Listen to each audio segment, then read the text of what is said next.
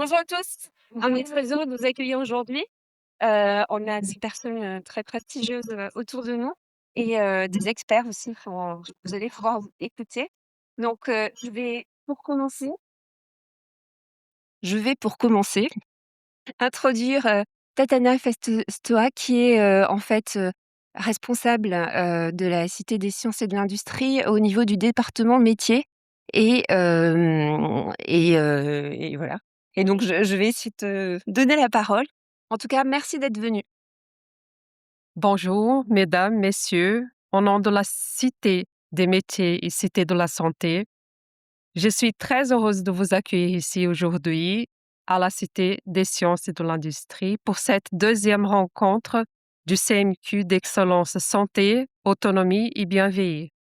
C'est un plaisir particulier de vous recevoir puisque nous avons déjà eu l'occasion de travailler ensemble pour les journées de l'innovation en santé qui ont eu lieu ici en février de cette année. Cette collaboration a mis en lumière la richesse des échanges entre les acteurs de la formation, de l'innovation et du secteur de la santé.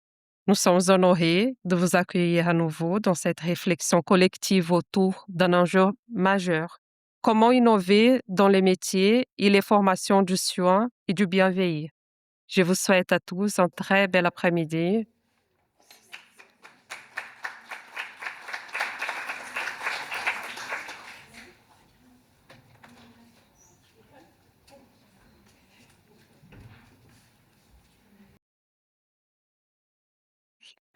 Comme je suis petite, je me rapproche. Vous m'entendez bien?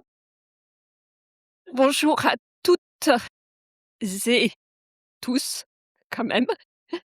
Alors moi, je suis Virginie Magnan, je suis secrétaire générale des ministères sociaux.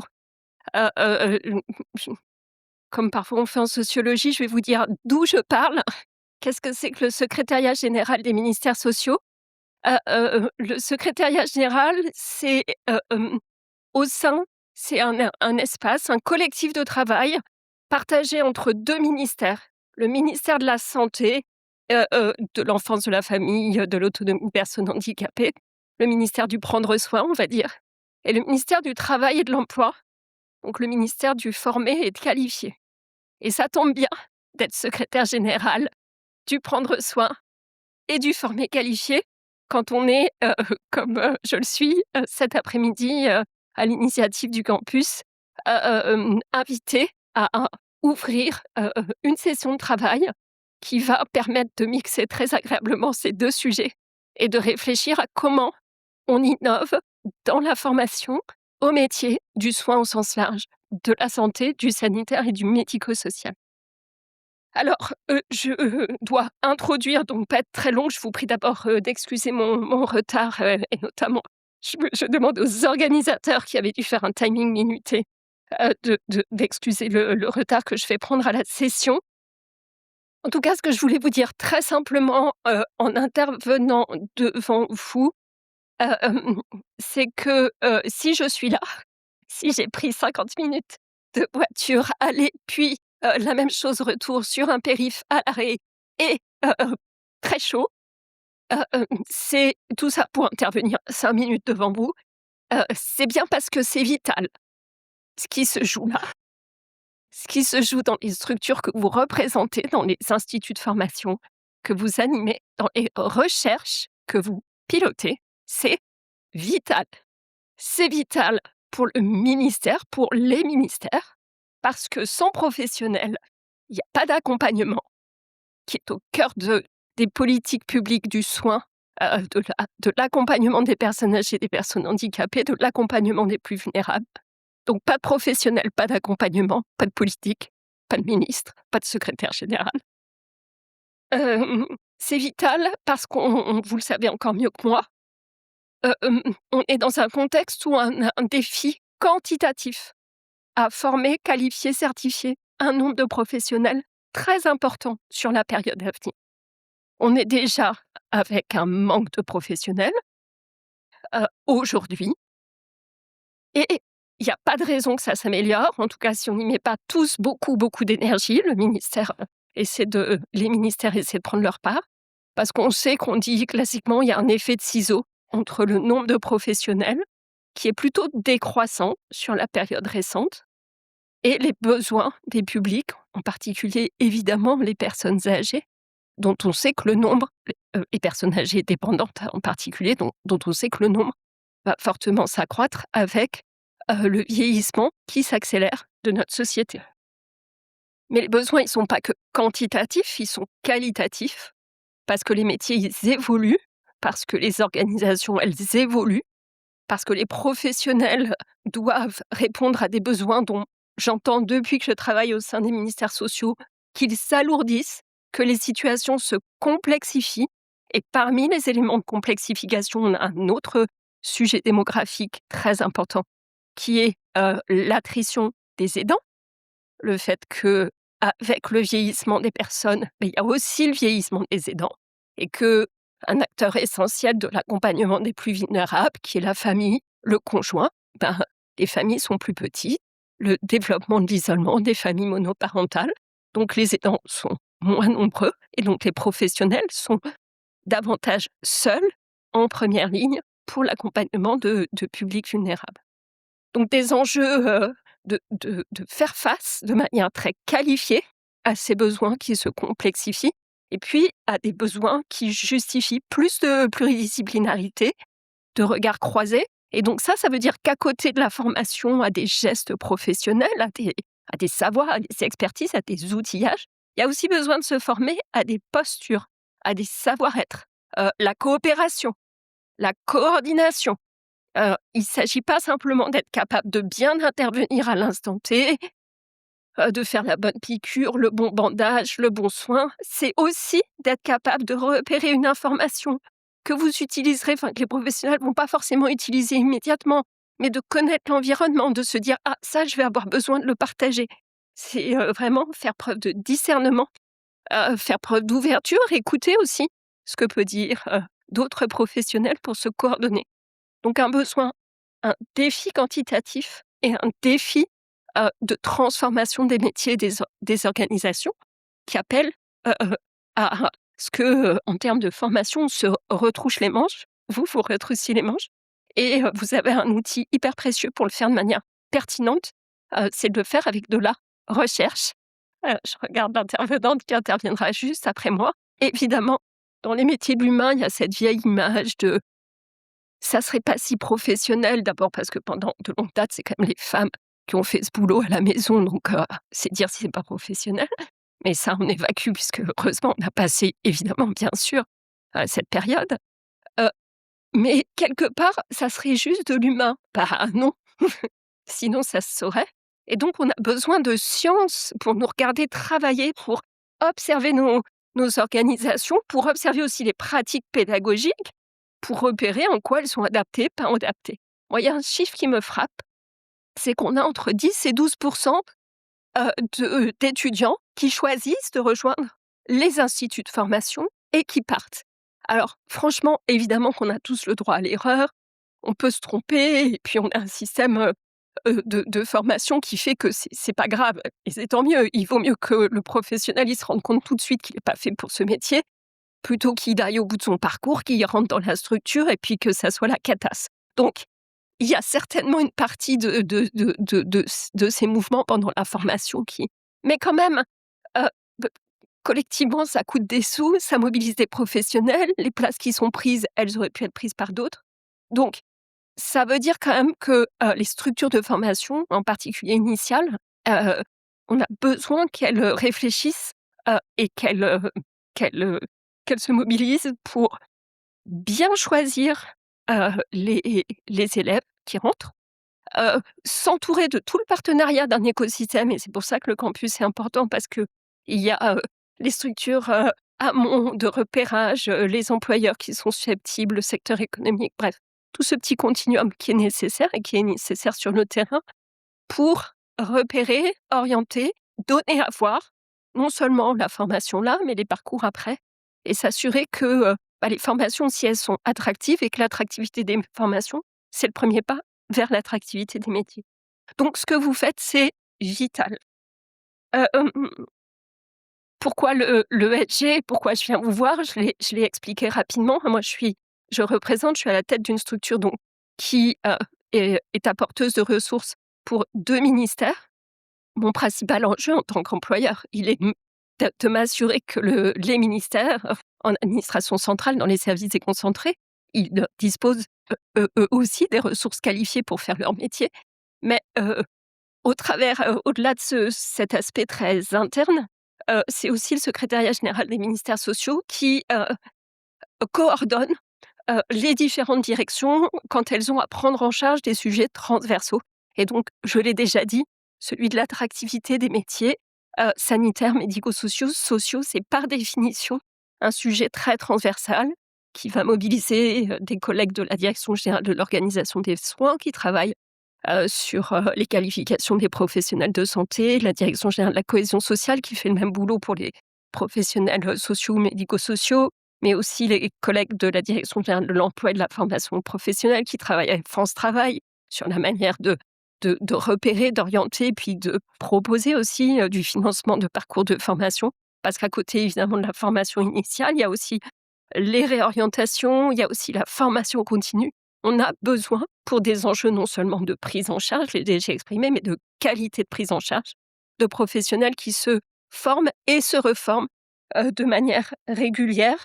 Et donc, pour construire ça ou pour vous aider à construire ça, il y a une diversité de directions en administration centrale des ministères et puis dans nos services territoriaux, en agence régionale de santé, dans les directions régionales de l'emploi.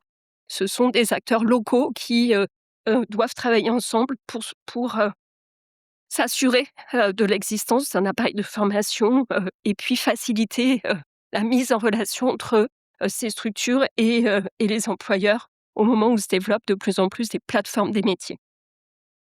Donc à partir de ce contexte, pourquoi je suis là j'espère que c'est intelligible, même si j'ai été un peu longue. Eh ben, j'ai des messages qui sont très simples en ouverture de cet après-midi. Le premier, c'est bravo et merci aux organisateurs de la journée, à ceux qui vont intervenir, qui se mobilisent, qui donnent du temps pour vraiment faire rentrer la recherche, qu'elle soit organisationnelle, de pratique ou la recherche plus théorique dans ces questions, dans ces formations, dans ces métiers. On en a besoin. Côté santé, on a vraiment beaucoup martelé sur la période récente et on continue de marteler qu'on fait une politique qui est basée sur la science, qu'on fait une politique qui est basée sur la preuve. Et donc cette science, cette preuve, elle doit irriguer toute notre action et elle doit irriguer évidemment jusque dans le plus quotidien ou le début de parcours ou le milieu de parcours des professionnels. Donc merci de travailler à mettre cette science dans ce sujet si important. Bravo aussi, ça va de pair. Le deuxième message, c'est continuer et en particulier continuer à innover, c'est le cœur de votre réflexion. J'ai regardé rapidement le déroulé, ça a vraiment l'air d'être passionnant. Je ne pourrais pas écouter, mais je suis sûre que vous allez prendre un très grand plaisir, un très grand intérêt aux 2 tables rondes qui vont suivre. Vous allez vraiment pouvoir entendre des interventions sur des thématiques à la fois vraiment variées. Vous allez aussi réfléchir à l'innovation pédagogique. Donc mais pas seulement de l'innovation des métiers, mais de l'innovation dans la formation à ces métiers. Tout ceci fait complètement sens et a vocation à diffuser, c'est le travail et la mission du campus d'excellence que le ministère a fait partie, enfin a contribué à requalifier et à requalifier l'excellence l'an dernier, de le diffuser. Donc on a la bonne structure pour continuer.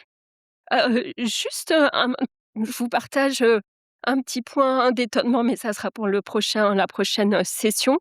J'ai pas vu complètement dans l'après-midi, et pourtant pour moi c'est très lié à l'innovation et à l'évolution, d'intervention sur le patient expert et le patient expert dans la formation. Et je pense que s'il y a bien quelque chose qui nous bouscule depuis quelques années et qui va nous aider à nous qualifier, c'est le fait de se dire que bien sûr que la parole des professionnels, elle est essentielle et la transmission du geste professionnel, de la posture, se fait beaucoup par le partage entre pairs, entre équipes. C'est essentiel. Mais quand même tout ceci, c'est de l'interaction avec des patients, avec des personnes âgées, avec des personnes handicapées, avec des familles, avec des aidants qui ont, comme on se le dit beaucoup au ministère, qui ont un savoir expérientiel à partager. Alors, il y a des innovations en formation qui vous permettent de partager parfois ce que c'est que d'être une personne âgée, une personne handicapée. Moi, j'avais discuté avec la Croix-Rouge qui a équipé certains de ces instituts de formation d'appareils pour nous alourdir les professionnels, euh, nous mettre entre guillemets dans la peau d'une personne âgée qui a du mal à se lever, qui a du mal à faire certains mouvements. Et donc, quand la professionnelle qui fait ce que je devrais faire en ce moment, qui regarde sa montre pour avoir une intervention justement calibrée, aimerait bien que madame, ça serait bien madame, d'aller un petit peu plus vite, rejoindre telle activité, hein. Et bien tout d'un coup d'expérimenter avec ses propres sens ce que c'est, je regarde ces jeunes filles qui sont très loin de la condition d'une personne âgée, ce que c'est que d'avoir du mal à bouger, avec des articulations un peu grippées, puis en plus on n'entend pas très bien et les consignes c'est compliqué. Voilà, ça c'est de l'innovation géniale, mais la technique ne résout pas tout. Donc le savoir du patient, c'est très puissant dans les formations sanitaires. Évidemment, le vécu du patient, et je crois que c'est quelque chose qu'on commence à apprendre bien aux médecins, c'est à quel point les patients vous racontent des cracks. Si jamais vous êtes pas attentif, vous expliquent qu'ils suivent leur traitement alors qu'ils ne le font pas, ou minorent leurs mots alors qu'on aurait besoin d'un dialogue confiant.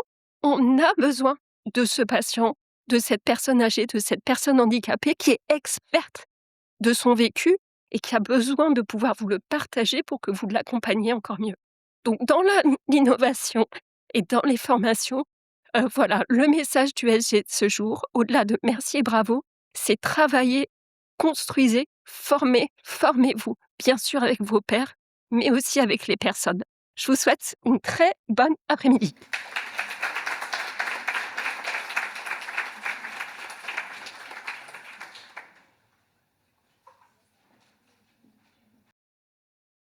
Alors, hop.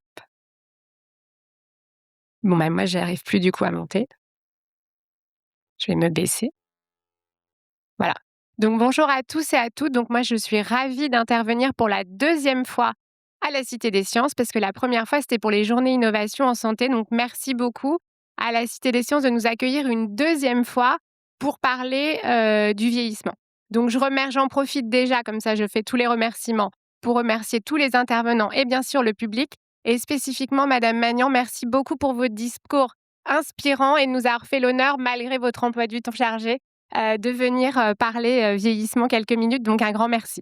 Donc, moi, j'aime bien toujours raconter des anecdotes. La dernière fois, on avait le temps, donc j'avais fait un petit nuage de mots, tout ça. Donc là, on va faire la version très rapide. Donc, moi, j'ai finalement différentes fonctions. C'est-à-dire que je suis à la fois médecin, chef de service, et je sais que sur une autre intervention, on m'avait dit mais est-ce que vous faites vraiment du terrain? Vous êtes très éloigné. Bah oui, en fait, je vois des vrais malades. Je suis un vrai médecin. Et à la fois, j'ai la chance d'être professeure des universités. Donc en gériatrie, ça veut dire que je fais de l'enseignement, de la recherche, je forme les futurs professionnels de demain. Et pour rebondir sur ce qui vient d'être dit, ce qui est très intéressant quand on parle de patients experts, je sors tout juste d'examens nationaux pour des étudiants en médecine où justement, on les forme maintenant. Ils ont tout un examen en 6e année où ils doivent passer des examens avec des personnes qui sont des personnes de la société civile et qui jouent ce qu'on appelle des patients standardisés. Donc, c'est pas des vrais patients qui jouent leur propre maladie, mais il y a en effet toute une réflexion qui est en cours. Et ce que moi, j'aimerais vraiment aussi qu'on puisse mettre en place, et ça faisait partie des projets sur le campus, c'est de travailler vraiment aussi avec des aidants experts. Parce que quand on parle vieillissement, tout dépend un petit peu de où on situe le vieillissement. Et donc, je ne vous demanderai pas à partir de quel âge on est vieux. La dernière fois que j'ai posé cette question, je crois qu'on m'avait dit 40 ans. Et moi, ça veut dire que j'ai déjà dépassé. C'était des collégiens. Ils ont dit 40 ans, puis après, ils m'ont regardé. Il y en a un qui a dit « Attention, je crois que la dame, elle a cet âge-là. » Donc, en fait, on est tous le vieux de quelqu'un. Je pense que c'est important aussi de se dire ça. Il n'y a pas un âge où on est vieux. On est tous potentiellement plus âgés que notre voisin. Et c'est ça, entre guillemets, le vivre ensemble. Donc, il y a vraiment un enjeu aussi à travailler à la fois avec les patients, que ce soit en termes de recherche ou de formation, mais aussi probablement, vous l'avez dit, avec les aidants. C'est-à-dire que je pense que les aidants ont aussi beaucoup à nous apporter. Moi, j'ai, en tant que médecin, toute une expérience en prise en charge palliative, etc. et je pense que travailler avec ces aidants est vraiment important. Donc juste pour faire un peu d'historique sur le campus des métiers des qualifications santé, autonomie, bien vieillir, je trouve ça vraiment bien qu'on parle d'intégrer la science dans cette thématique, parce qu'il faut savoir que quand il a fallu défendre le projet, c'était montrer que le vieillissement, c'est aussi innovant que l'aéronautique et l'aérospatiale. Il fallait quand même sacrément y croire en 2020 ou en 2021 pour porter ce projet. Et moi, je suis ravie déjà d'être encore là toutes ces années après, mais de voir que finalement, énormément de choses se sont développées et qu'il y a plein d'idées qu'on avait juste comme ça, j'allais dire, dans un coin de la tête et qu'on peut mettre en place grâce au projet. Et ça, c'est clairement, vous le dites bien, une des particularités, on va dire, des métiers du vieillissement, c'est qu'ils dépendent de plusieurs ministères, que ce soit en termes de métier ou en termes de formation. On est sur un croisement de plusieurs filières et donc ça a parfois des avantages, mais parfois des inconvénients parce que chacun travaille un peu séparément. Et donc c'est vrai que c'est l'avantage d'avoir plusieurs casquettes. Voilà, et je pense que je vais faire, ça va être mon dernier mot pour introduire les tables rondes. Je pense que ce qui est important à retenir, moi aussi je vais faire des petits mots à retenir, c'est que l'âge doit pas être un facteur limitant pour tout ce qui est innovation. C'est pas parce qu'on est âgé qu'on n'a pas le droit de bénéficier d'une innovation en termes de traitement. C'est pas parce que on fait un métier dans le vieillissement que c'est ringard et qu'on est nous-mêmes âgés, dépendants, etc. Parce qu'il y a tout un regard. C'est intéressant l'histoire homme-femme. Comment vous dire qu'avec mon nom de famille, très rarement, on s'imagine que je suis une femme. Comme je suis professeure et chef de service, tout le monde s'attend à voir un homme, mais bon, comme quoi, tout est possible. Voilà, il y a aussi ça, il y a un travail à faire sur le fait que dans les métiers du vieillissement, il y a en effet beaucoup de femmes, et on est ravis de faire ce métier, mais c'est des métiers aussi, et je pense que Chantal Artignan en parlera peut-être tout à l'heure, où c'est important d'intégrer les hommes, mais aussi de montrer que les femmes peuvent être à différents niveaux dans ces métiers, qu'elles ont le droit voilà, d'avoir différents postes. Donc, je finis parce que comme on a un petit peu de retard, donc je pense qu'on va commencer la première table ronde. Voilà, donc un grand merci. Il faut que je vais peut-être appeler les intervenants de la table ronde. Si. Alors, du coup, Madame Vanessa Lacour, Monsieur Thibault de Saint-Blancard, je m'excuse si je me massacre les noms de famille, Monsieur Charles Bleuzet et monsieur Simon Cahin. Parce qu'alors oui, j'ai le regret de vous dire que vous allez me voir tout au long de l'après-midi, puisque je suis un peu le fil conducteur scientifique. Et je vous présente notre journaliste, monsieur Olivier Sarreta, qui va nous suivre toute l'après-midi et qui va finalement nous aider à porter les différents messages. Merci beaucoup. Merci beaucoup. Merci. Merci Marie.